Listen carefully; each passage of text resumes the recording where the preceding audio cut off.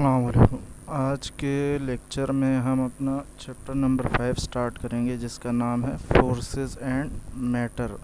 अच्छा, forces and matter में हम ये देखेंगे कि भाई जैसे हमारे पास फोर्स है, ये क्या क्या कर सकता है किसी ऑब्जेक्ट के साथ। सही है, तो हमने अपने पिछले चैप्टर में देखा डायनामिक्स में कि भाई जो फोर्स है वो किसी ऑब्जेक्ट की स्पीड को इंक्रीज़ कर सकता है, डिक्रीज़ कर सकता है। यानी फोर्स किसी बॉडी में क्या प्रोड्यूस कर सकता है, एक्सेलरेशन प्रोड्यूस कर सकता है। और एक्सेलरेशन का मतलब होता है कि भाई बॉडी की स्पीड का इंक्रीज़ होना या डिक्रीज़ होना। सही है, इसी तरह से आप फोर्स को देख नहीं सकते लेकिन फोर्स क्या कर सकती है वो आप ज़रूर देख सकते हो।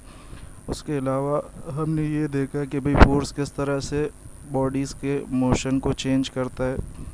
उसके अलावा फोर्स किस तरह से स्पीड अप करता है, ऑब्जेक्ट को स्लो डाउन करता है या मूव कराना स्टार्ट कराता है। जैसे मिसाल के तौर पे कोई ऑब्जेक्ट रेस्ट पे है तो उसके ऊपर अगर फोर्स लगाई जाए तो वो मूव करना स्टार्ट करेगी, या फिर किसी मूविंग ऑब्जेक्ट को स्टॉप करा सकता है, या फिर किसी ऑब्जेक्ट की मूवमेंट की डायरेक्शन को भी चेंज करा सकते हैं। सही है, जब आप कोई बॉडी एक डायरेक्शन में मूव करे और आप उस पर फोर्स लगाओ तो आप उसके मूवमेंट की डायरेक्शन को चेंज कर सकते हो।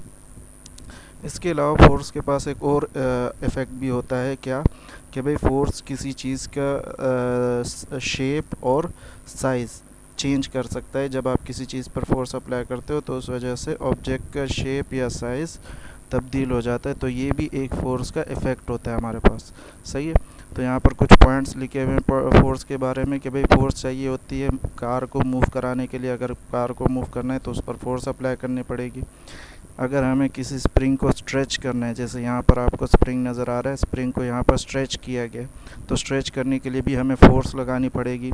उसके अलावा अगर हमें किसी सामान को मूव कराना है, लगेज का मतलब सामान, तो उसके लिए भी फ़ोर्स लगानी पड़ती है। और उसके अलावा अगर आप फोर्स लगाकर अपने प्लास्टिक रूलर यानी स्केल जो होता है आपका, उसको बेंड कर देते हो तो उससे क्या होता है, उस प्लास्टिक रूलर का शेप चेंज हो जाता है। तो ये भी किसकी वजह से होता है, फोर्स की वजह से होता है। उसके अलावा आपको इस फिगर में नज़र आ रहा होगा कि भाई जब अपने हाथों से आप इस डो पर फोर्स अप्लाई करते हो, डो कहते हैं पेड़े को। सही है, जब आप डो पर पेड़े पर अपने हाथों से फोर्स अप्लाई करते हो तो उसका शेप चेंज हो जाता है। उसके अलावा जैसे हमारे पास ये है कि भाई ये एक स्टैटिक स्प्रिंग है। स्टैटिक स्प्रिंग मतलब इस पर कोई फोर्स अप्लाई नहीं की गई, लेकिन अगर मैं इस पर फोर्स अप्लाई करूं और दोनों जानिब से इस तरह से अप्लाई करूं तो इसकी वजह से इसका जो साइज़ है, लेंथ है, वो क्या हो जाएगी, कम हो जाएगी और हम कहेंगे स्प्रिंग कंप्रेस हो गया। लेकिन अगर मैं बाहर की तरफ फोर्स अप्लाई करूं यहाँ से भी और यहाँ से भी, तो इसकी वजह से होगा क्या कि भाई स्प्रिंग स्ट्रेच कर जाएगा और उसकी जो लेंथ होगी वो ओरिजिनल लेंथ से क्या हो जाएगी, इंक्रीज़ हो जाएगी। सही है। अच्छा, तो इसका मतलब ये है कि भाई कि एक फ़ोर्स का इफ़ेक्ट क्या होगा ये डिपेंड करता है मटेरियल के ऊपर, कि भाई जिस ऑब्जेक्ट के ऊपर आप फोर्स लगा रहे हो उस ऑब्जेक्ट के ऊपर फोर्स का इफ़ेक्ट क्या होगा। तो वो डिपेंड करता है कि भाई ऑब्जेक्ट का मटेरियल क्या है, ऑब्जेक्ट किस मटेरियल से बना हुआ है। सही है। अच्छा, तो जैसे हमारे पास सॉफ्ट मटेरियल्स होते हैं, जैसे कि रबर हो गया जिसको हम फोर्स लगाकर बेंड कर सकते हैं या फ्लेक्स कर सकते हैं यानी खींच सकते हैं इजीली। उसके अलावा जो स्प्रिंग है, ये अगर हम स्प्रिंग में से अपनी फ़ोर्स को रिमूव कर दें तो ये स्प्रिंग क्या होगा, अपनी शेप में वापस आ जाएगा। सही है, तो ऐसे मटेरियल्स जिनके ऊपर अगर फोर्स लगाई जाए, ऐसे मटेरियल्स जिनके ऊपर फोर्स लगाई जाए और उसकी वजह से उसका शेप चेंज हो जाए। सही है, और अगर फोर्स रिमूव करने के बाद वो अपना शेप वापस रीगेन करते हैं तो ऐसे मटेरियल्स कहलाते हैं इलास्टिक मटेरियल। सही है, जैसे मिसाल के तौर पे हम देखते हैं यहाँ पर ये जो स्प्रिंग है, स्प्रिंग के ऊपर जब मैंने फोर्स लगाया तो इसका शेप चेंज हो गया। सही है, शेप कह लो या साइज़ कह लो, ये चेंज हो गया। सही है, तो ऐसी फोर्स जिसकी वजह से किसी बॉडी का शेप या साइज़ चेंज हो, किसी ऑब्जेक्ट का शेप या साइज़ चेंज हो, ऐसी फोर्स को कहते हैं डिफॉर्मेशन फोर्स। क्या कहते हैं, डिफॉर्मेशन फोर्स या डिफॉर्मिंग फोर्स, दोनों कह सकते हो। अच्छा, उसके अलावा होता क्या है कि भाई जब ये डिफॉर्मिंग फोर्स आप किसी चीज़ पर अप्लाई करते हो तो उससे उसका शेप या साइज़ चेंज हो जाता है। अब जब शेप या साइज़ चेंज होता है तो उसकी वजह से बॉडी के अंदर एक और फोर्स प्रोड्यूस होती है जिस फोर्स को हम कहते हैं रीस्टोरिंग फोर्स। सही है, बॉडी के अंदर जब आप किसी भी बॉडी के ऊपर अगर आप फोर्स लगाते हो, डिफॉर्मिंग फोर्स, जिसकी वजह से उसका शेप या साइज़ चेंज हो जाए, तो उस बॉडी के अंदर मुखालिफ जानिब में एक और फोर्स प्रोड्यूस होती है जिसको हम कहते हैं रीस्टोरिंग फोर्स। और ये फोर्स जो है, ये रीस्टोरिंग फोर्स, ये सिर्फ उन्हीं मटेरियल्स में प्रोड्यूस होगी जो इलास्टिक होंगे। सही है। अब ये रीस्टोरिंग फोर्स करता क्या है, जब आप इस बॉडी के ऊपर से डीफॉर्मिंग फोर्स हटाते हो तो ये जो रीस्टोरिंग फोर्स है ये बॉडी को अपनी शेप वापस देने में मदद करता है। जैसे मिसाल के तौर पर ये स्प्रिंग ले लो, स्प्रिंग के ऊपर मैंने डीफॉर्मिंग फोर्स लगाई जिससे उसका साइज़ चेंज हो गया। सही है। अब जब मैं ये डीफॉर्मिंग फोर्स हटाऊंगा तो स्प्रिंग के अंदर एक और फोर्स प्रोड्यूस हो चुकी होगी, यानी जैसे आपने ये डीफॉर्मिंग फोर्स लगाई तो डीफॉर्मिंग फोर्स की वजह से इसका क्या हो गया, साइज़ चेंज हो गया। तो जैसे ही आप डीफॉर्मिंग फोर्स लगाते हो तो स्प्रिंग के अंदर एक और फोर्स जनरेट हो जाती है जिसको हम कहते हैं रीस्टोरिंग फोर्स। सही है। अब वो रीस्टोरिंग फोर्स क्या करेगा, जब आप इस पे से ये डीफॉर्मिंग फोर्स हटाओगे तो ये रीस्टोरिंग फोर्स स्प्रिंग की लेंथ को वापस ओरिजिनल लेंथ पे ले आएगा जो इसकी पहले लेंथ थी। सही है। ऐसा क्यों?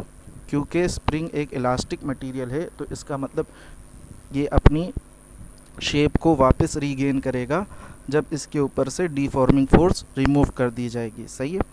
तो ऐसे ऑब्जेक्ट्स जिनके ऊपर डीफॉर्मिंग फोर्स अगर रिमूव कर दी जाए और वो अपनी शेप या साइज़ वापस रीगेन करे तो ऐसे मटेरियल्स कहलाते हैं इलास्टिक मटेरियल्स। और इन बॉडीज़ की इसी प्रॉपर्टी को कहते हैं, शेप को वापस रीगेन करने की इस प्रॉपर्टी को कहते हैं इलास्टिसिटी। सही है।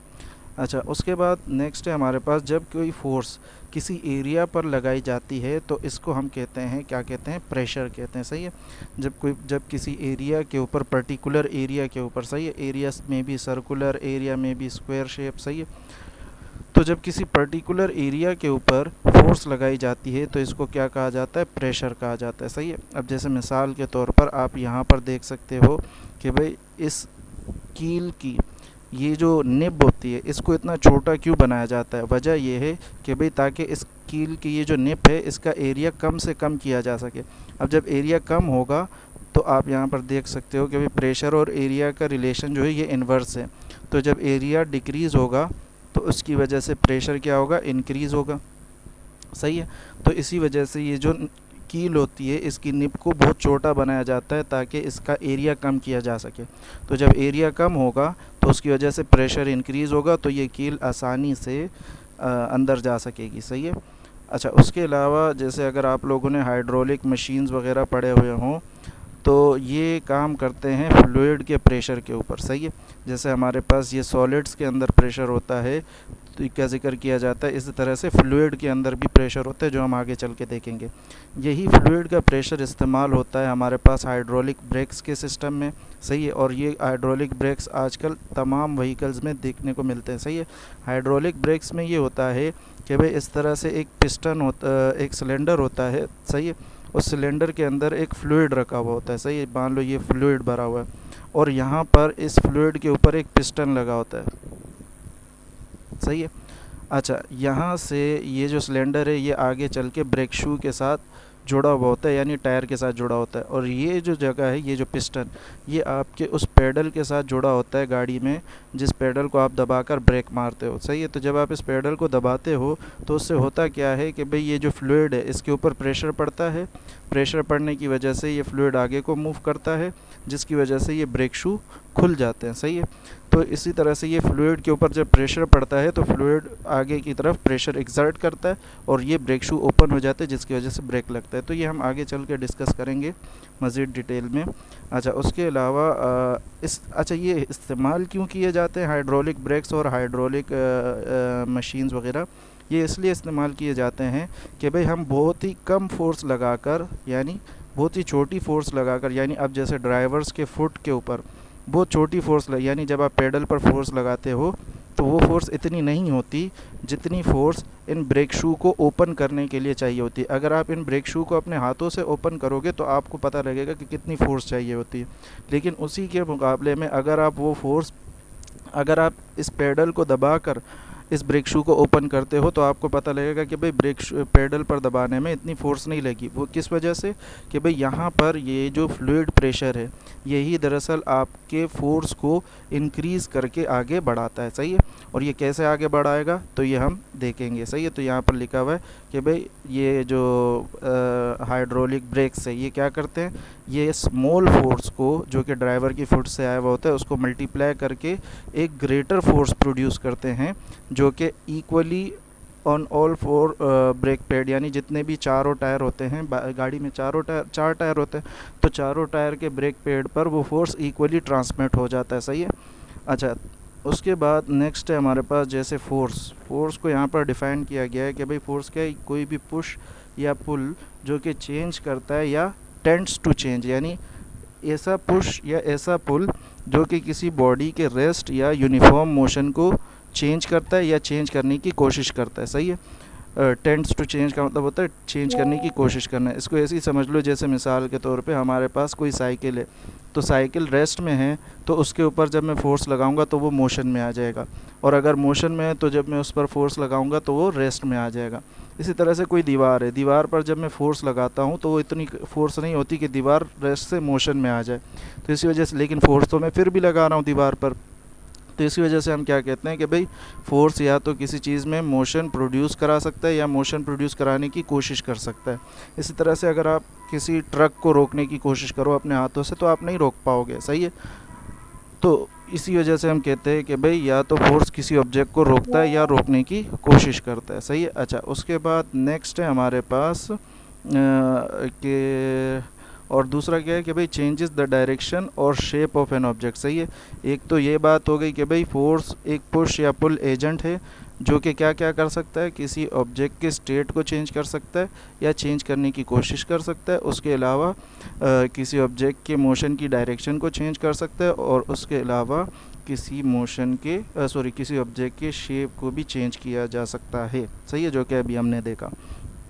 अच्छा, उसके बाद नेक्स्ट है हमारे पास फोर्सेस एक्टिंग ऑन सॉलिड। सही है, सॉलिड के पास हमारे पास डेफिनेट शेप होता है, डेफिनेट साइज़ होता है। सही है, यानी डेफिनेट का मतलब होता है फिक्स्ड।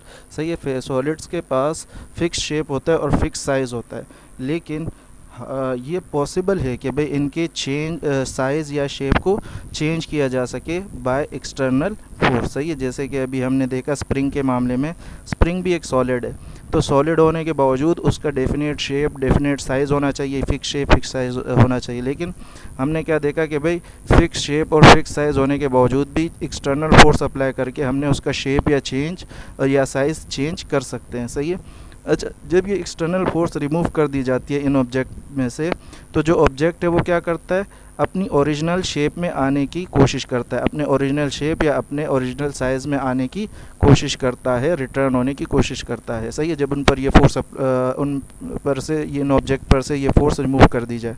इस तरह के बिहेवियर को कहते हैं इलास्टिक बिहेवियर। सही है, सॉलिड का ये बिहेवियर। अब देखो सॉलिड ऑब्जेक्ट्स क्या हैं, सॉलिड ऑब्जेक्ट के भाई सॉलिड ऑब्जेक्ट के ऊपर आप जब फोर्स अप्लाई करते हो तो फोर्स अप्लाई करने की वजह से उसके शेप या साइज़ में चेंज आ जाता है। सही है, फिर जब आप वो फोर्स रिमूव करते हो तो वो अपने शेप या साइज़ को वापस रिटर्न करता है। सही है, तो किसी सॉलिड में अगर ये प्रॉपर्टी है कि भाई वो अपने शेप या साइज़ को रिटर्न करने की एबिलिटी रखता है, तो उन सॉलिड्स को हम क्या कहेंगे, इलास्टिक सॉलिड्स कहेंगे, यानी उनके पास किस चीज़ की प्रॉपर्टी है, इलास्टिसिटी की प्रॉपर्टी है। सही है, सॉलिड को स्ट्रेच किया जा सकता है, जैसे स्प्रिंग की मिसाल ले लो, स्क्वैश किया जा सकता है। स्क्वैश यानी जैसे ये देखो ये डिब्बा है, इस डिब्बे को हमने क्रश कर दिया है। सही है, बेंड किया जा सकता है, ट्विस्ट किया जा सकता है, जैसे आपको यहाँ पर इस फिगर में नज़र आ रहा होगा, इस फिगर में नज़र आ रहा होगा, ये रॉड को बेंड कर दिया गया है, ये कपड़े को ट्विस्ट किया गया है। सही है, तो उसके अलावा दीज स्क्वैश को आप कंप्रेस भी समझ सकते हो। सही है, जैसे ये जो कैन का टीन है हमारे पास, इसको जब दबाया तो इसको ये क्या हो गया, स्क्वैश हो गया। सही है। अच्छा, उसके अलावा हमारे पास in which elastic behavior of solid can be demonstrated, a sufficiently large force will permanently deform or breaking an object। सही है। अच्छा, ज़रूरी नहीं है कि भाई किसी सॉलिड पर फोर्स अप्लाई की जाए तो फोर्स रिमूव करने के बाद वो वापस अपनी शेप रीगेन करे। अगर आपने इतनी फोर्स लगा दी कि भाई उसका जो स्ट्रक्चर है वही डिफॉर्म हो गया, तो उसके बाद वो वापस नहीं आ पाता। सही है। तो कहने का मकसद ये है कि भाई जैसे मिसाल के तौर पर ये स्प्रिंग है, तो स्प्रिंग पर आप एक हद तक फोर्स लगा सकते हो, तभी ये वापस अपनी साइज़ में आ सकता है। लेकिन अगर उस हद से ज़्यादा फोर्स लगा दो तो ये स्प्रिंग परमानेंटली डिफॉर्म हो जाएगा, और फिर उसके बाद परमानेंटली डिफॉर्म यानी उसकी जो शक्ल है, जो शेप है, वो मुस्तकिल तौर पर बदल जाएगी, और उसके बाद उसकी शेप वापस नहीं आ पाएगी जब वो सफिशेंट अमाउंट ऑफ फोर्स आप लगाते हो। सही है। तो वो जो सफिशेंट अमाउंट ऑफ फोर्स होती है, जिसके बाद अगर एक ख़ास अमाउंट ऑफ फोर्स होती है जहाँ तक ये बॉडी अपनी इलास्टिसिटी बरकरार रख सकती है, इलास्टिक बिहेवियर शो करती है, उस फोर्स के बाद ये बॉडी इलास्टिक बिहेवियर शो नहीं करती, मतलब अपने शेप में या साइज़ में वापस नहीं आएगा। तो वो फोर्स यानी वो जो आखिरी फोर्स होती है जिसके बाद ये वापस नहीं आ पाती, उसको हम कहते हैं इलास्टिक लिमिट। सही है। तो हर बॉडी के पास एक इलास्टिक लिमिट होती है, किसी किसी की इलास्टिक लिमिट कम होती है, किसी किसी की इलास्टिक लिमिट ज़्यादा होती है। सही है। अब जैसे मिसाल के तौर पर ये स्प्रिंग और इस कैन के डिब्बे को अगर ये जो कैन है, इन दोनों को अगर कंपेयर किया जाए तो इसकी इलास्टिसिटी बहुत कम है, क्योंकि इस पर कम फोर्स अप्लाई करने के बाद ही ये डिफ़ॉर्म हो जाएगा और वो डिफ़ॉर्मेशन वापस रिवर्स नहीं होगी। लेकिन स्प्रिंग पर अगर उतनी फोर्स अप्लाई करूँ जितनी मैंने इस कैन पर की है, तो उसके बाद वो अपनी शेप वापस रीगेन कर लेगा, हमें पता है। तो उसका मतलब क्या हुआ कि भाई उसकी इलास्टिसिटी, उसका इलास्टिक लिमिट ज़्यादा है, यानी वो ज़्यादा फोर्स झेल सकता है। सही है। अच्छा, उसके बाद आ जाता है कि भाई स्प्रिंग्स को डिज़ाइन किया गया है किसके लिए? To stretch a long way when force is applied, therefore it is easy to measure the changes in their length. सही है। यानी कहने का मतलब ये है कि भाई स्प्रिंग्स को इस तरह से डिज़ाइन किया गया होता है कि जब उनको स्ट्रेच किया जाए, सही है, तो वो लॉन्ग हो जाए। लॉन्ग होने का मतलब ये है कि भाई उनके लेंथ में इंक्रीज़ आ जाता है। कब? जब उन पर फोर्स अप्लाई की जाती है। जब किसी स्प्रिंग पर फोर्स अप्लाई की जाती है तो उसकी लेंथ क्या हो जाती है? इंक्रीज़ हो जाती है। सही है। तो इसी वजह से हम क्या कर सकते हैं? It is easy to measure changes in their length. सही है। तो इसी वजह से ये आसान होता है कि भाई हम लेंथ में चेंज कैलकुलेट कर सकें कि भाई कितना चेंज आया हुआ है। सही है। To explain how solids are deform, let us perform experiment with the spring. सही है कि भाई किस तरह से सॉलिड डिफॉर्म होता है, इसके लिए हम एक एक्सपेरिमेंट देख लेते हैं स्प्रिंग के साथ। जैसे मिसाल के तौर पर हमने कंसिडर किया एक स्प्रिंग और उसको हंग यानी लटका दिया एक रिजिड सपोर्ट से। रिजिड सपोर्ट यानी जो सख्त सपोर्ट होती है। सही है। तो ये इस तरह से हमने इसको हैंग कर दिया, जैसे ये रिजिड सपोर्ट है और ये हमने स्प्रिंग को हंग कर दिया। अच्छा, फिर उसके बाद स्प्रिंग के साथ वेट लगाए जाते हैं, स्प्रिंग के नीचे वेट लटकाए जाते हैं दूसरे एंड के ऊपर, और इन वेट्स को हम क्या कहते हैं? लोड कहते हैं। सही है। तो आप यहाँ देख सकते हो स्प्रिंग को एक एंड से फिक्स किया गया है और दूसरे एंड से इस पर लोड अप्लाई किए जा रहे हैं। सही है। और इन लोड अप्लाई किए जाने इन लोड को अप्लाई करने की वजह से स्प्रिंग की लेंथ जो है वो चेंज हो रही है। सही है। अब जैसे जैसे हम लोड इंक्रीज़ करते जाते हैं वैसे वैसे स्प्रिंग की लेंथ भी क्या होती जाती है? इंक्रीज़ होती जाती है। सही है। यहाँ पर आपको नज़र आ रहा होगा। अब जब इस लोड को रिमूव कर दिया जाए, अगर ये लोड रिमूव कर दें तो स्प्रिंग क्या होगा? अपनी ओरिजिनल लेंथ में वापस आएगा। सही है। इसी चेंज को आने को हम क्या कहते हैं? इसको हम क्या कहते हैं? इलास्टिक चेंज कहते हैं। सही है कि भाई ये फोर्स लोड अप्लाई करने की वजह से लेंथ इंक्रीज़ हो गई और लोड रिमूव करने की वजह से लेंथ वापस डिक्रीज़ हो गई, तो इसको हम क्या कहते हैं? इलास्टिक चेंज कहते हैं। जब लोड इंक्रीज़ कर दिया जाए, अच्छा, when the load is increase in regular steps the length of the spring is also increases simultaneously. सही है।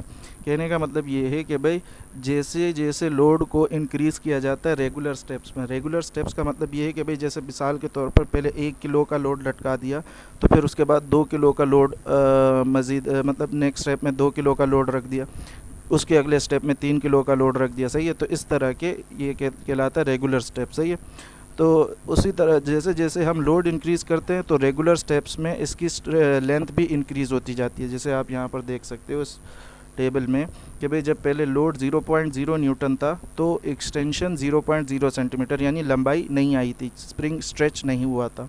फिर जब मैंने 2 न्यूटन का लोड रखा तो उसके बाद लेंथ इंक्रीज़ कितनी हुई? 21 पे चली गई। सही है। अब 2 के बाद मैंने क्या किया? 4 किया। 2 के बाद 3 नहीं किया। सही है। तो इसको कहते हैं 2 के बाद 4 किया, 4 के बाद 6 किए, तो इसको कहते हैं रेगुलर स्टेप, यानी बीच में सबका डिफरेंस सेम है। सही है। तो रेगुलरली हम लोड को इंक्रीज़ करते जा रहे हैं और साथ साथ जो लेंथ है वो भी रेगुलरली इंक्रीज़ हो रही है। सही, रेगुलरली इंक्रीज़ होने का मतलब ये कि भाई दरमियान का जो फ़र्क है वो सेम आ रहा है। अगर आप 20 और 21 के दरमियान फ़र्क देखो तो 1 सेंटीमीटर आएगा, 22 और 21 के दरमियान फ़र्क देखो तो 1 सेंटीमीटर आएगा, 23 और 22 के दरमियान फ़र्क देखो तो 1 सेंटीमीटर आएगा। इसी तरह से लोड्स के दरमियान का फ़र्क भी सेम है। तो जब ये दोनों चीज़ों के दरमियान जब किसी चीज़ के दरमियान चेंज सेम आ रहा हो तो हम क्या कहते हैं कि भाई ये रेगुलर स्टेप्स में हो रहा है। सही है। साइमल्टेनियसली का मतलब ये है कि भाई एक साथ ही दोनों रेगुलरली इंक्रीज़ या डिक्रीज़ हो रहे हैं। सही है। If the load increase greatly, अगर लोड को बहुत ज़्यादा इंक्रीज़ कर दिया जाए तो spring will change its shape permanently, तो स्प्रिंग क्या करेगी, अपनी शेप को परमानेंटली चेंज कर देगी। फिर उसके बाद भले ही अगर आप लोड हटा दो तो वो वापस अपनी शेप में नहीं आएगी। सही है। अच्छा, फिर उसके बाद यहाँ पर एक्सटेंशन ऑफ स्प्रिंग आपसे डिस्कस किया हुआ है कि भाई जो लेंथ ऑफ स्प्रिंग होती है ये इंक्रीज़ करती है जैसे लोड इंक्रीज़ होता रहता है। This increase in length of the spring is known as extension. सही, ये स्प्रिंग की लेंथ में जितना भी इंक्रीज़ आता है, सही है, स्प्रिंग की लेंथ जितनी बढ़ती है तो वो जो इंक्रीज़ होता है ये क्या कहलाता है, हमारे पास एक्सटेंशन कहलाता है। सही है। तो इस हिसाब से लेट सपोज़ अगर मेरे पास स्प्रिंग की लेंथ है 20 सेंटीमीटर, ओरिजिनल लेंथ, स्प्रिंग की ओरिजिनल लेंथ है हमारे पास 20 सेंटीमीटर, और लोड जो है 2 न्यूटन का अप्लाई करने के बाद मेरे पास जो स्प्रिंग की लेंथ है फाइनल लेंथ, सही है, फाइनल लेंथ जो है वो हमारे पास हो गई 21 सेंटीमीटर। सही है। तो मतलब स्प्रिंग की लेंथ में कितना इंक्रीज़ आया, 1 सेंटीमीटर इंक्रीज़ आया।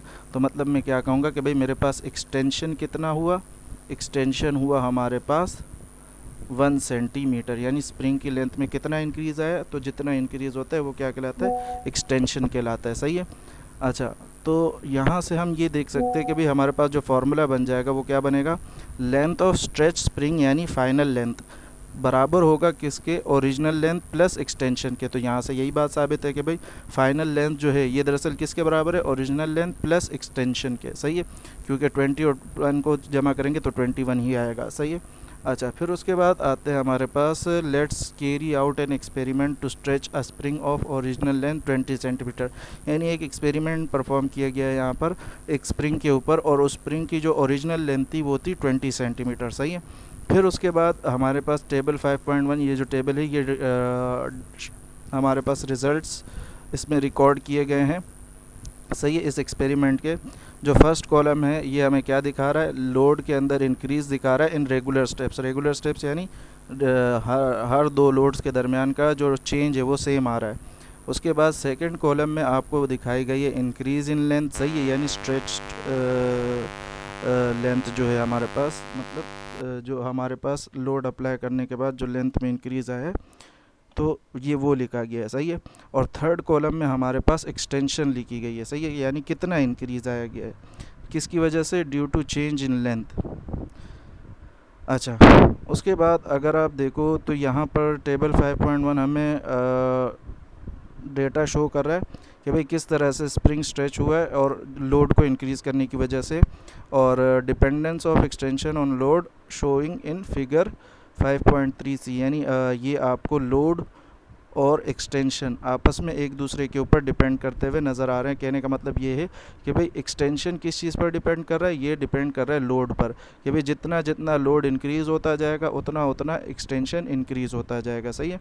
तो extension is directly proportional to load. अच्छा, उसके बाद ये जो डेटा है इस डेटा का ज़रा ग्राफ बनाया गया है, और इस ग्राफ से ही हमने कुछ रिज़ल्ट्स निकालने हैं। तो इसका ग्राफ कैसे बनाना है, तो हम ज़रा ग्राफ को देख लेते हैं। आप जब ग्राफ पेपर लेंगे तो आपके पास कुछ इस तरह का पेज होगा।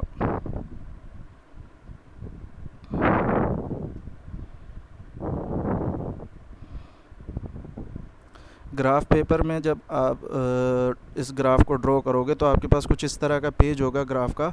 तो उसमें आप करोगे ये, क्योंकि सारी वैल्यूज़ हमारे पास पॉजिटिव्स हैं, सारी वैल्यूज़ अगर आप इसमें चेक करें तो सारी वैल्यूज़ हमारे पास पॉजिटिव है। लोड की सारी वैल्यूज़ भी पॉजिटिव है, एक्सटेंशन की भी सारी वैल्यूज़ पॉजिटिव है, और जो ग्राफ बनेगा वो लोड और एक्सटेंशन के दरमियान बनेगा। सही है। अब इसमें से जो लोड है, लोड को आप एक्स एक्सिस पर रखोगे और एक्सटेंशन को आप किस पर रखोगे, वाई एक्सिस पर रखोगे। सही है। तो हम यही करेंगे कि भाई एक एक्स एक्सिस ड्रॉ करेंगे और एक वाई एक्सिस ड्रॉ करेंगे। ये हमारे पास लेट सपोज एक्स एक्सिस हो गया और ये हमारे पास लेट सपोज वाई एक्सिस हो गया।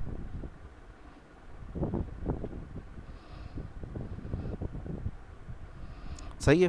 अच्छा, अब अगर आप एक्स एक्सिस की वैल्यूज़, एक्स एक्सिस पे हम किसको रखेंगे, लोड को रखेंगे। सही है, यहाँ पर लिख लेते हैं एक्स एक्सिस पे हमारा लोड आएगा और वाई एक्सिस पर जो है वो हमारी एक्सटेंशन आएगी। सही है, लोड का जो यूनिट हमने इस्तेमाल किया है वो क्या है, न्यूटन, और एक्सटेंशन के लिए जो हमने यूनिट इस्तेमाल किया है वो है सेंटीमीटर। सही है। अब हमने यहाँ पर ग्राफ में नंबरिंग करनी है, वैल्यूज़ डालनी है। तो ये लोड की जो वैल्यूज़ है वो आपको दिख रही है 0 से शुरू होती हुई और कहाँ तक जा रही है, 16 तक जा रही है। तो 0 से अगर 16 तक जा रही है तो ये पॉइंट तो हमारा 0 होगा। सही है, और हमारी 16 तक की वैल्यूज़ इस लाइन के अंदर आ जाएं तो इसी के लिए हम क्या करते हैं, डिसाइड करते हैं कि भाई हमारी दो वैल्यूज़ के दरमियान कितना गैप होना चाहिए। तो अगर मैं 5 स्मॉल बॉक्सेस का गैप रखते हुए चलूँ तो ये, और 5 स्मॉल बॉक्सेस के बाद वैल्यू 2 कैलकुलेट करूँ। जैसे मान लो मैं अगर कहूँ कि भाई एक्स एक्सिस के ऊपर, on X axis 5 small boxes equal to 2, 5 small boxes equal to 2 newton. सही है, तो कहने का मतलब ये, अगर यहाँ 0 है तो यहाँ पर 2 आ जाएगा, फिर अगले स्मॉल बॉक्सेस 5 स्मॉल बॉक्सेस छोड़ कर यहाँ 4 आ जाएगा, फिर अगले 5 स्मॉल बॉक्सेस छोड़कर यहाँ पर 6, फिर अगले 5 स्मॉल बॉक्सेस के बाद यहाँ पर 8, फिर इसी तरह से 10, 12, 14 और 16। सही है, तो ये हमारे पास सारी वैल्यूज़ अंदर आ गई। इसके साथ हम एक्सटेंशन को देखेंगे कि भाई एक्सटेंशन की जो सबसे छोटी वैल्यू है वो है 0 और सबसे बड़ी वैल्यू है 10। तो हम इन 0 से 10 तक इन वैल्यूज़ को प्लॉट करेंगे यहाँ पर। तो अगर हम 5 बॉक्सेस मतलब वाई एक्सिस पर इस तरह से ये स्केल लिखना होता है, इसको कहते हैं स्केल, कि भाई आपने स्केल क्या डिसाइड किया है। आप जब ग्राफ बना रहे हो तो आपने स्केल क्या डिसाइड किया, ये आपको लिखना पड़ता है। तो यहाँ पर 5 स्मॉल बॉक्सेस वाई एक्सिस पर हमारे पास 5 स्मॉल बॉक्सेस जो है ये किसके बराबर है, 1 सेंटीमीटर के अगर हम बराबर ले लें तो हमारे पास 10 वैल्यूज़ आ जाएंगी आराम से। सही है, तो ये आ जाएगा 1, ये आ जाएगा 2, ये आ जाएगा 3, ये आ जाएगा 4, उसके बाद ये 5, ये 5, ये 6, ये 7, ये 8, उसके बाद यहाँ 9 और यहाँ 10। अच्छा, जब आप ये ग्राफ बना लो तो उसके बाद आपने क्या करना है, पॉइंट्स प्लॉट करने हैं। सही है, और जब आप पॉइंट्स प्लॉट करोगे तो उसके बाद उन पॉइंट्स को हम क्या कर देंगे, ज्वाइन करेंगे, जिससे हमारे पास एक लाइन आ जाएगी। सही है। अच्छा, तो यहाँ पर अगर देखा जाए तो 0.0 पर एक्सटेंशन 0 है, 2.0 पर एक्सटेंशन 1 सेंटीमीटर है। सही है, तो 0.0 पर एक्सटेंशन 0 है। सही है, अब ज़रा यहाँ पर इसको पॉइंट्स को बनाते हैं। 0 लोड पर 0 एक्सटेंशन है, और जब लोड 2 न्यूटन किया गया तो एक्सटेंशन आई 1 सेंटीमीटर। उसके बाद जब लोड 4 न्यूटन तक लेकर गए तो एक्सटेंशन आई 2 सेंटीमीटर। सही है, उसके बाद 3, 4, 5, 6 तक एक्सटेंशन रेगुलर आ रही है। सही, अगर आप यहाँ देखो तो 2, 4, 6, 8, 10, 12, 14, 16 ये तो पूरा रेगुलर चल रहा है। लेकिन एक्सटेंशन में अगर आप देखो 0, 1, 2, 3, 4, 5, 6 के बाद 7 आना चाहिए था, लेकिन यहाँ 8 आया हुआ है और फिर उसके बाद 10 आया हुआ है। सही है, तो कहने का मतलब ये है कि भाई रेगुलरिटी सिर्फ 6 तक थी एक्सटेंशन में, 6 के बाद रेगुलरिटी ख़त्म हो गई है। तो यहाँ पर हम इन पॉइंट्स को प्लॉट करेंगे। 6 तक तो रेगुलरिटी है, तो अगला पॉइंट यहाँ आ जाएगा, यानी 6 न्यूटन लोड पर हमारे पास 3 सेंटीमीटर एक्सटेंशन होगी। 8 न्यूटन के लोड पर हमारे पास 4 सेंटीमीटर की एक्सटेंशन होगी। 10 न्यूटन पर हमारे पास 5 सेंटीमीटर की एक्सटेंशन। 12 न्यूटन पर 6 सेंटीमीटर की एक्सटेंशन। फिर उसका 7 नहीं आया और डायरेक्ट क्या आया कि भाई 14 के न्यूटन पर हमारे पास 8 सेंटीमीटर की एक्सटेंशन है। सही है, 14 न्यूटन लोड पर एक्सटेंशन 8 सेंटीमीटर है और 16 न्यूटन लोड पर एक्सटेंशन 10 सेंटीमीटर है। तो 16 न्यूटन लोड पर एक्सटेंशन आ गया हमारे पास 10 सेंटीमीटर। अब जब आप इन सारे डॉट्स को ज्वाइन करोगे तो यहाँ तक तो आपको एक स्ट्रेट लाइन मिलेगी। स्ट्रेट लाइन का मतलब ये है कि भाई जैसे जैसे लोड इंक्रीज़ हो रहा है वैसे वैसे ही एक्सटेंशन इंक्रीज़ हो रहा है, सही है। लेकिन इस पॉइंट के बाद हम क्या देखते हैं कि भाई लोड तो उतना ही इंक्रीज़ हो रहा है लेकिन एक्सटेंशन ज़्यादा इंक्रीज़ हो रहा है, सही है। एक्सटेंशन ज़्यादा, लोड अभी भी उतना ही आगे गया लेकिन एक्सटेंशन ज़्यादा ऊपर चली गई है। तो मतलब यहाँ पर इनकी जो रेगुलरिटी है वो ख़त्म हो गई है। इसी तरह से यहाँ पर भी अगर आप देखो लोड अभी भी 2 न्यूटन इंक्रीज़ किया गया है लेकिन जो एक्सटेंशन है वो ज़्यादा आ रही है। तो आपको यहाँ ग्राफ में नज़र आ रहा होगा कि भाई ग्राफ यहाँ तक तो स्ट्रेट आएगा या इस पॉइंट तक तो ग्राफ क्या आएगा, स्ट्रेट आएगा, लेकिन इस पॉइंट के बाद ग्राफ क्या हो जाएगा, मुड़ जाएगा, सही है। तो ये इसके ग्राफ बनाने का तरीका है, तो आप इस तरह से बना सकते हो। तो यहाँ पर यही चीज़ है, इसी ग्राफ को दिखाया गया है, सही है। और इस ग्राफ में हमें क्या बोला गया है कि भाई पहले शुरू में तो ग्राफ स्लोप्स अप स्टीडली, यानी यकसा जो है वो ग्राफ ऊपर की तरफ जाता जा रहा है शुरू में, लेकिन उसके बाद इसका मतलब क्या हुआ कि भाई स्ट्रेडली ऊपर जा रहा है, स्ट्रेडली मतलब स्ट्रेट ऊपर जा रहा है। तो इसका मतलब ये हुआ कि भाई जो एक्सटेंशन है वो इंक्रीज़ हो रहा है इक्वल स्टेप्स में जैसे जैसे लोड इंक्रीज़ हो रहा है, जैसे मैंने आपको अभी बात बताई, सही है। लेकिन अगर हम दूसरे पॉइंट में देखें तो दूसरे पॉइंट में क्या कह रहा है कि भाई फिर उसके बाद क्या हुआ है कि भाई एक पॉइंट तक तो ये चलता रहा लेकिन उसके बाद ग्राफ क्या हो गया, बैंड हो गया, सही है। ग्राफ बैंड क्यों हुआ कि भाई जब load is greater enough to damage the spring permanently, सही है।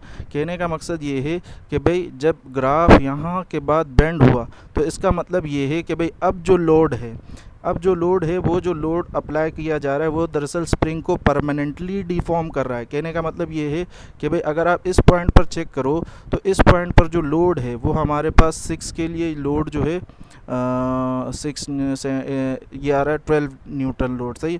मतलब 12 न्यूटन लोड के बाद अगर आप इसके ऊपर लोड अप्लाई कर रहे हो स्प्रिंग के ऊपर तो इसका जो साइज़ है वो परमानेंटली चेंज हो जाएगा और अब लोड रिमूव करने के बाद ये वापस रीगेन नहीं करेगा। तो इसका मतलब ये होता है कि भाई हर मटेरियल एक पॉइंट तक इलास्टिसिटी शो करता है, फिर उसके बाद अगर उससे ज़्यादा लोड अगर उस पर अप्लाई कर दी जाए या उससे ज़्यादा फोर्स अप्लाई कर दी जाए तो उसके बाद वो अपना इलास्टिक बिहेवियर खो देता है। इलास्टिक बिहेवियर जैसे ही उसका चला जाएगा तो उसके बाद अगर आप फोर्स रिमूव भी कर दोगे तो वो अपनी वापस ओरिजिनल शेप या ओरिजिनल लेंथ में नहीं आता, और यही बात यहाँ पर भी लिखी हुई है, सही है। अच्छा, तो उसके बाद आपके पास यहाँ पर ये एक टेबल दिया गया है, सही है। और इस टेबल में आपसे कहा जा रहा है कि भाई इस टेबल को एक तो कंप्लीट करो और दूसरा इसका क्या करो, ग्राफ बनाओ। तो मैं इसको कंप्लीट कर देता हूँ। हमारे पास जो एक्सटेंशन है हमने देखा कि भाई एक्सटेंशन का जो सॉरी एक्सटेंशन नहीं, लोड एक मिनट यहाँ पर लिख लेते हैं। जो फाइनल लेंथ है वो बराबर होता है ओरिजिनल लेंथ प्लस एक्सटेंशन के, सही है। अब अगर हम यहाँ से एक्सटेंशन निकालना चाहें तो एक्सटेंशन बराबर होगा किसके, final length minus original length, सही है। Final length minus original length. तो ये फर्स्ट वाली लेंथ इसकी क्या है, ओरिजिनल लेंथ है। तो फर्स्ट लेंथ ओरिजिनल लेंथ 30, तो और फाइनल लेंथ बार बार चेंज होती जा रही है। तो हमारे पास जब हमने लोड 1 न्यूटन अप्लाई किया तो फाइनल लेंथ 32 हो गई और ओरिजिनल लेंथ 30 थी, तो 32 माइनस 30 करेंगे तो हमारे पास एक्सटेंशन आ जाएगा 2 सेंटीमीटर, सही है। इसी तरह से 2 न्यूटन लोड अप्लाई करने के बाद फाइनल लेंथ 34 हो गई और ओरिजिनल लेंथ जो थी वो 30 थी, तो इसका मतलब एक्सटेंशन आया 4 सेंटीमीटर, क्योंकि 34 में से 30 माइनस करेंगे तो क्या बचेगा, 4। इस तरह से 36 में से 30 माइनस करेंगे तो 6 सेंटीमीटर, 38 में से 30 माइनस करेंगे तो हमारे पास 8 सेंटीमीटर आ जाएगा, 40 में से 30 माइनस करेंगे तो 10 सेंटीमीटर आ जाएगा, 41.5 में से 30 माइनस करेंगे तो आएगा 11.5 सेंटीमीटर, और उसके बाद 42 में से माइनस करेंगे तो ये आएगा 12 सेंटीमीटर, और 43 में से माइनस करेंगे तो ये आएगा 13 सेंटीमीटर, सही है। तो यहाँ से आप देख सकते हो कि भाई यहाँ तक का जो चेंज है ये तो रेगुलर आ रहा है 10 सेंटीमीटर तक, लेकिन 10 सेंटीमीटर के बाद जब आप इस पर फोर्स अप्लाई कर रहे हो तो ये जो चेंज है ये रेगुलर नहीं आ रहा, बल्कि क्या हो रहा है, इर्रेगुलर चेंज आ रहा है। इसका मतलब क्या होगा कि भाई इस पॉइंट के बाद जो स्प्रिंग है वो परमानेंटली डिफॉर्म हो जाएगा और लोड रिमूव करने के बाद ये वापस अपनी शेप में नहीं आ पाएगा, सही है। अच्छा, इलास्टिसिटी की डेफिनेशन आप यहाँ से देख सकते हो कि भाई ये एक प्रॉपर्टी होती है किसी भी बॉडी की to regain its original shape and size, यानी अपनी ओरिजिनल शेप और साइज़ को वापस हासिल करना। कब? जब डिफॉर्मिंग फोर्स रिमूव कर दी जाए, तो उस प्रॉपर्टी को कहते हैं इलास्टिसिटी। सही है। अच्छा, इसी प्रॉपर्टी को देखते हुए हुक्स साहब ने, एक साइंसदान है रॉबर्ट हुक, इन्होंने अपना लॉ पेश किया। इंग्लिश साइंटिस्ट थे जिन्होंने पहले डिस्क्राइब किया, यानी ये पहले इंसान थे जिन्होंने मैथमेटिकल पैटर्न डिस्क्राइब किया। किसका? स्ट्रेचिंग अ स्प्रिंग, यानी इसी स्प्रिंग के स्ट्रेच होने को एक मैथमेटिकल इक्वेशंस के थ्रू इसने हमें दिया। इसने ऑब्ज़र्व किया कि भाई जो डिपेंडेंस है डिस्प्लेसमेंट की और साइज़ की, जिस डिफॉर्मेशन का जो साइज़ है ये किस पर डिपेंड करता है?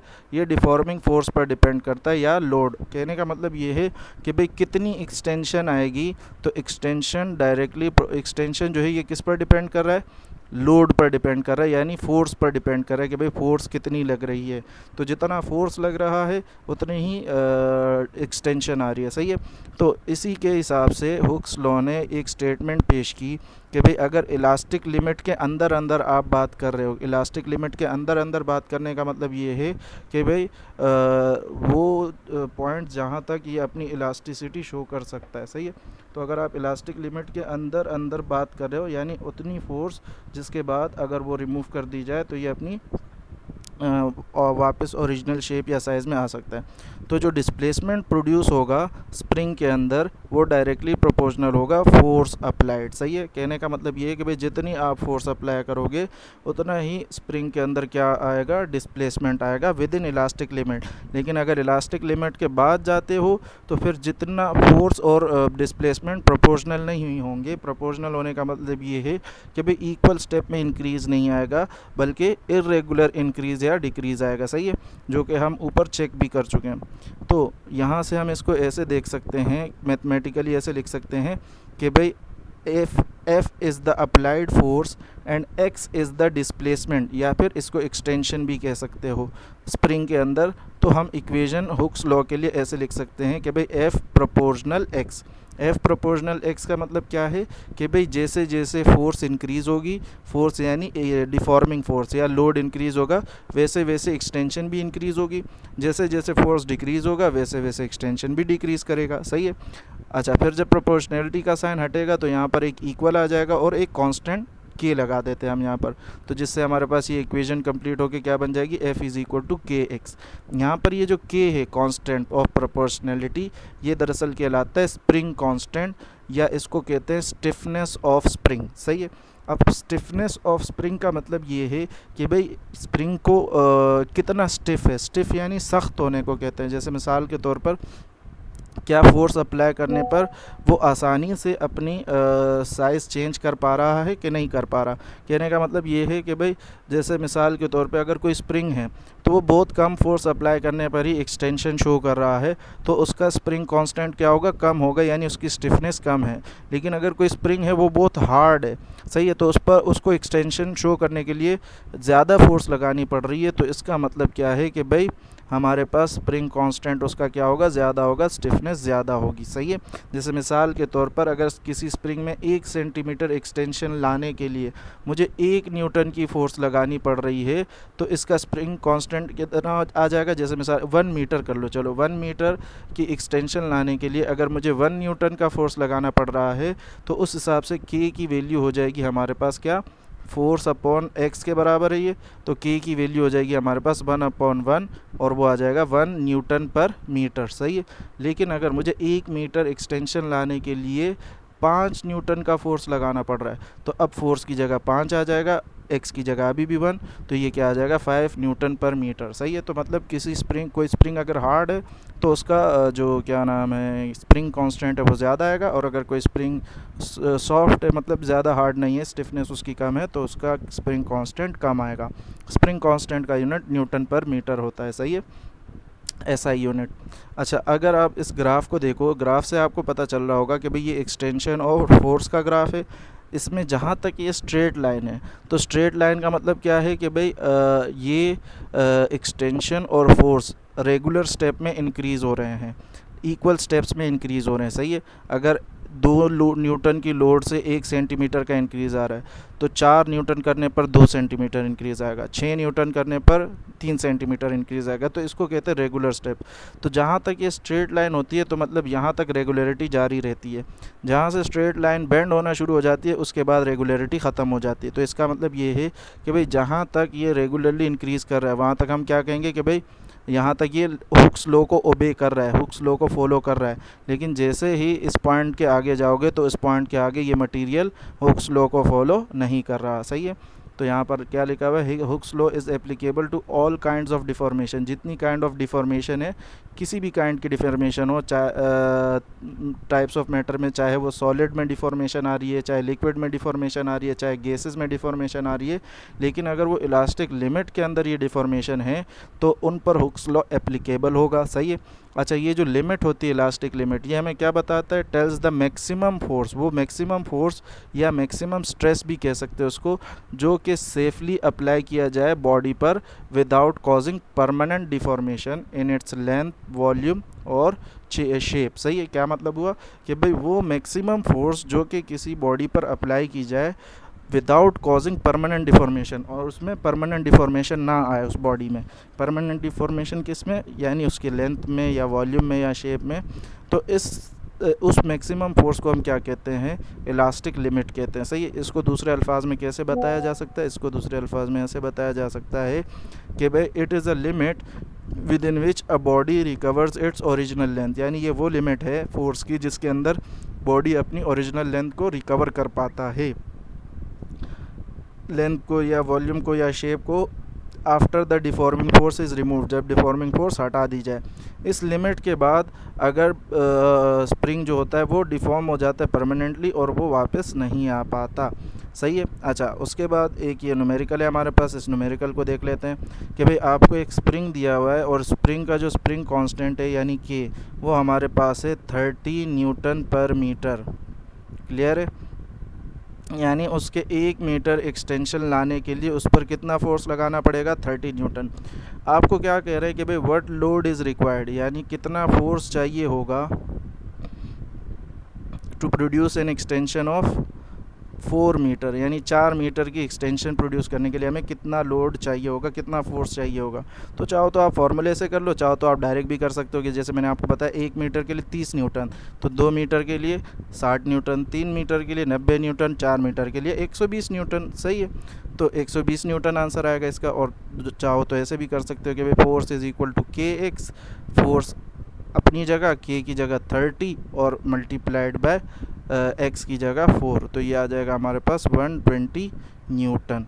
सही है। अच्छा, उसके बाद आ जाते हैं हम अपना प्रेशर के ऊपर। सही है।